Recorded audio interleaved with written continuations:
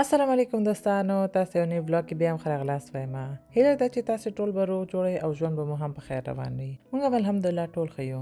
دوستانو، یو څو ورځې مخکې د ژوند ملګری مې په سفر لاړو او مخکې له دې چې لاړ شي هغه اونۍ پای مو مورجانې سره تیر کړ. دا چې دا ویکند کې موږ څه وکړل او څنګه مو تیر کړ، راځئ چې په ګډه سره وګورو. مخکې له دې چې هغه لاړ شي نو موږ یو ورځ دوباره وخت وایستلو او لاړو لږ شاپینګ او ماشومانو مکتب شیان مو واخیستل. ورپسې بیا لاړ ډوډۍ مو هم نوشیجان کړه.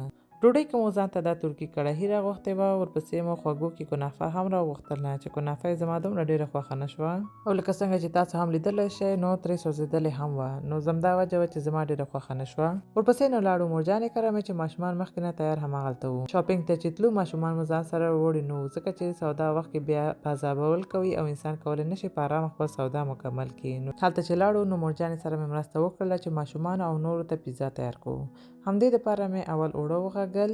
د پیزا اوړه دپاره مې اول اوړه، مالګه، لږه بوره، خمیر مایه او لږ غوړي په یو کاسه کې واچول. ورپسې بیا اوبه هم پکې واچولې او اوړه مې وغږل. د پیزا اوړه باید نه دومره نرم وي چې هوارول او جوړول یې سخت شي او نه باید ډېر کلک وي.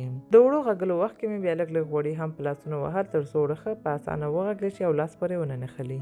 اوړه مې چې ښه صحیح وغږل بیا مې یو ګرم ځای کې تقریبا 1.5 ساعت دپاره همداسې پرېښودل چې ورسیږي. تر هغې بیا د رومیانو ساس ورته جوړ کړ چې یو قوطي دغه قوطي والا رومیان مې په یو کاسه کې واچول. په سر مې ورته 2 قاشقې په اندازه کیچپ، یوه وړه قاشقه مالګه، لږه مساله‌دار مرچک هم واچول او دا ټول مې سره میکس کړم. نورمال زه پکې اورېګانو هم اچومه، ولې په دې ورځ مور سره مې دا نه و نو پکې وامې نه چول.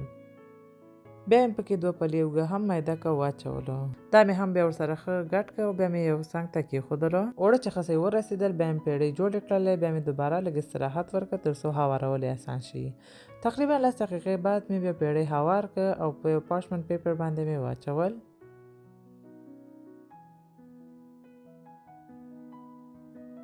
ورپسې بیا د رومیانو ساس چې جوړ کړی و هغه نه مې هم پرې واچولو او ښه صحیح مې پرې هوار کړ. دا چې موږ غوښتلو چې ماهي پیزا جوړ کړو، ځکه چې همدا د ټولو خوښېږي نو ورپسې مې ماهي هم پرې واچوله. بیا مې دغه تیار جوړ شوي جوار نه هم پرې واچولو. ماشومانو هم غوښتل چې موږ سره د پیزا جوړولو کې مرسته وکړي نو موږ هم پرېښودل. ورپسې بیا پیاز په دغه اندازه چې ګورئ په دغه اندازه ټوټه کړو او یو څو ټوټې مې بیا د دې په سر واچولو. دې نه بعد مې بیا پنیر هم پرې واچولو. پیزا باندې موږ عموماً موزریلا پنیر اچوو، ځکه چې دې پنیر سره ډېر خوندور راځي. دا هم بیا تیار ګرم شوي داش کې تقریبا 250 درجو کې 15 دقیقو پورې پرېښودل چې پخه شي. تر هغې مې بیا دا نورې هم تیارې کړلې. دا هم بیا همداسې ګرمې ټوټه کړلې او ټولو ته مو ورکړلې چې همداسې ګرمې نوشیجان کړي. په سبا یې خاله مې مور کره راتله نو بیا مې مورجانې سره پخلي کې مرسته وکړله تر څو هغه خپل نور کارونه خلاص کړي. ما بیا ورته اول د کباب دپاره د چرګ غوښه اخته کړله. هغې دپاره مې اول مستې په یو کاسه کې واچولې. ورپسې مې تندوري مسالې نه پکې یو پاکټ واچولو. همدې تندوري مسالې کې باقي ټول مسالې وي او همدې سره کباب ډېر خوندور هم راځي نو موږ عموماً همدې سره غوښه اخته کوو. ورپسې بیا مالګه هم پکې واچوله. مورجانې بیا یو دانه دولمه مرچ او هوږه یو مکسر کې ښه صحیح مکس کړه او دا هم پرې واچولو. هغې وی چې دې سره خوند لا ډېر ښه راځي. بیا مې د یو لیمو اوبه هم پکې واچولې. دا ټول مې سره مکس کړل. دا مې بیا څنګ ته کېښودل او بیا مې د چرګ ورونونه واخیستل او چاقو سره مې دغسې پرې کړل تر څو دا مواد ځان ته ښه صحیح جذب کړي. غوښه مې چې پاک ومینځل ورپسې بیا د هر یو دانې کې ښه صحیح مساله ووهله او ښه صحیح مې په مسالې کې پټ کړه.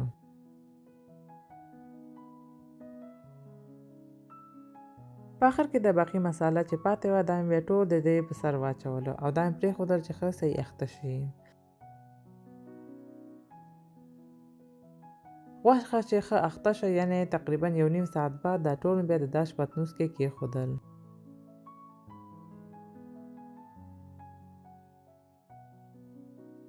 ورپسې مې د دوی په سر غوړي هم واچول او بیا مې تیار ګرم شوي داش کې کېښودل چې پاخه شي. تر څو چې ما دا کارونه خلاصول نو مورجانې مې 2 پیازه هم پخه کړله. اول یې غوښه نرمه کړله، ورپسې بیا پیاز نري میده کړل، دا یې د غوښې په سر واچول. کورکمن وچه دڼیا یې هم میده کړله او پکې واچوله. پیاز یې بیا غوښې سره ډېر په احتیاط سره ګډ کړه. بیا یې د دیګ سر بند کړه او منقل یې ګول کړه او دیګ یې همداسې پرېښودله. ورپسې نو بیا ما شروع وکړله چې تور بانجانو بوراني هم جوړ کړمه، چې هغې دپاره مې اول تور بانجان ټول سپین کړل او اوږده نري مې ټوټه کړل.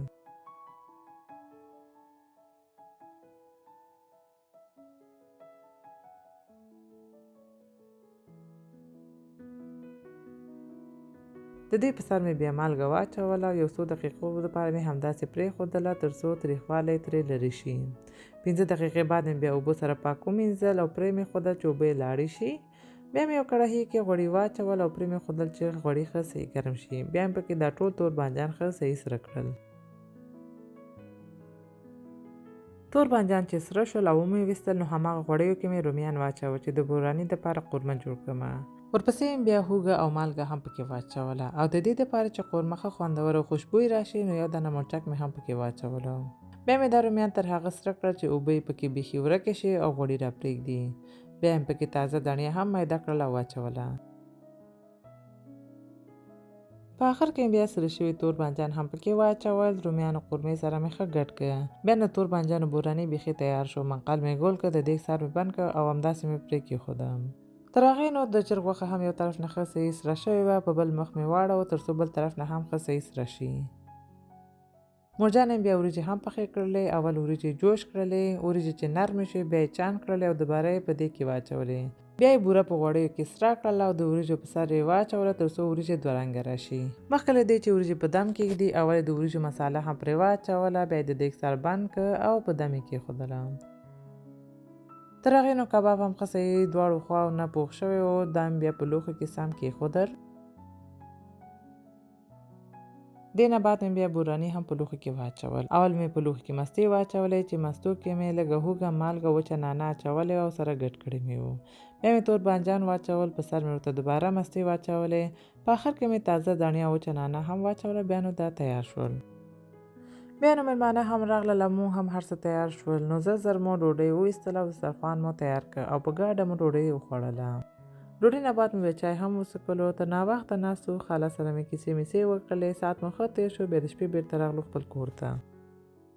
نو دوستانو، دا وه یو نوی ولاګ. هیله ده چې خوښه شوې مو وي. که مو خوښه شوې وي لایک یې کړئ، خپل دوستانو سره شریک کړئ او که غواړئ داسې نورې ویډیوګانې ولاګونه هم درسره شریک کړم، نو زما چینل سبسکرایب کړئ او که ما پوښتنه یا سپارښتنه لرئ نو کولی شئ کامنټ کې راته ولیکئ. نو په ځان ډېر زیات خیال وساتئ. ښه وخت ولرئ. الله پامان.